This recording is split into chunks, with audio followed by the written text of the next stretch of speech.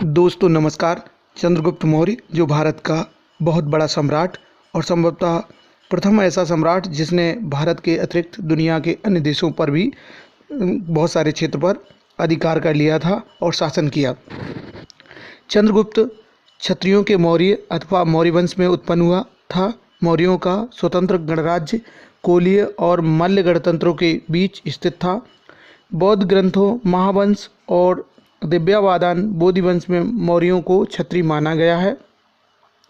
मध्यकालीन उत्कीर्ण लेखों में इन्हें सूर्यवंशी क्षत्रिय कहा गया है।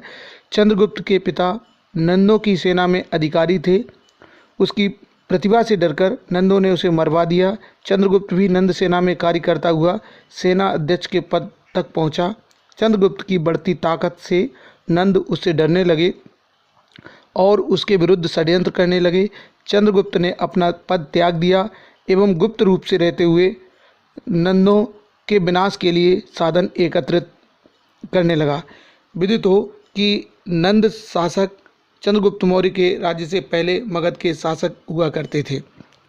चाणक्य और चंद्रगुप्त ने मिलकर विंध्य पर्वत श्रृंखला के पास एक बड़ी सेना एकत्र की और पाटलिपुत्र पर चढ़ाई कर दी।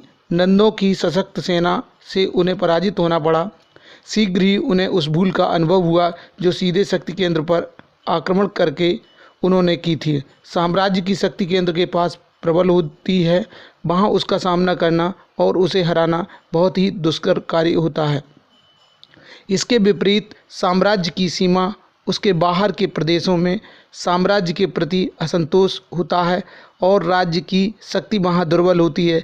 इसलिए चाणक्य और चंद्रगुप्त ने यह निश्चय किया कि साम्राज्य के बाहर सैन्य शक्ति एकत्रित कर आक्रमण किया जाए। चंद्रगुप्त और चाणक्य इसके पश्चात उत्तरापथ चले गए। वहाँ वे सैन्य शक्ति एकत्रित करने लगे। संयोगवश इसी समय सिकंदर इस क्षेत्र में अपना सैन्य अभियान चला रहा था। चंद्रगुप्त ने सिकंदर से मगध साम्राज्य के विरुद्ध सहायता प्राप्त करना चाहा, किंतु चंद्रगुप्त के गर्वीले व्यवहार से सिकंदर क्रोधित हो गया। उसने चंद्रगुप्त के वध की आज्ञा दे डाली, किंतु चंद्रगुप्त वहां से बचकर निकल गया। सिकंदर के भारत से वापस लौटने के पश्चात चंद्रगुप्त और चाणक्य ने यूनानी सत्ता के विरुद्ध जन विद्रोह का नेतृत्व किया। कुछ समय पश्चात उन्हें खदेड़ कर उसने पंजाब में अपनी सत्ता की स्थापना कर ली। इसके बाद लगातार अपनी सैन्य शक्ति बढ़ाता रहा। उसने कश्मीर के पहाड़ी प्रांत के राजा प्रवर्तक इस संबंध में मदद के लिए संधि कर ली। एक विशाल सेना संगठित की गई जिसमें पंजाबी सैनिकों के अतिरिक्त गांधार, काम्बोज, किरात, भाड़े के पारसिक, शक और यवन सैनिक भी शामिल किए गए। इस विशाल सेना के साथ नंद साम्राज्य पर आक्रमण किया।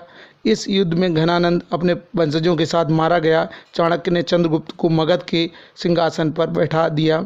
यह घटना 321 ईस्वी की है। चंद्रगुप्त की विजय भारत विजय में मगध विजय के पश्चात चंद्रगुप्त ने समस्त उत्तरी भारत को जीत लिया। इस विजय में सुदूर पूर्व और पश्चिम के राज्य भी थे। सुदूर पूर्व में उसने बंगाल पर विजय प्राप्त कर ली थी और बहुत दूर तक उसने विजय प्राप्त की। दक्षिण में भी चंद्रगुप्त को बहुत विजय प्राप्त हुई। तमिल साहित्य में कई स्थलों पर मौर्यों के तिनेबली जिले के पोडियाल पहाड़ों तक पहुंचने का वर्णन है। यूनानी लेखक प्लूटार्क और जस्टिन ने इस बात का उल्लेख किया है कि चंद्रगुप्त की सेना में 6 लाख सैनिक थे, जिनके द्वारा उसने सारे भारत पर अपना साम्राज्य स्थापित किया था। सिकंदर की मृत्यु के पश्चात उसका साम्राज्य विभाजित हो गया, जिसके पूर्वी भाग में अधिकारी के रूप में सिकंदर के सेनापति सेल्यूकस ने 305 ईस्वी में भारत पर आक्रमण किया।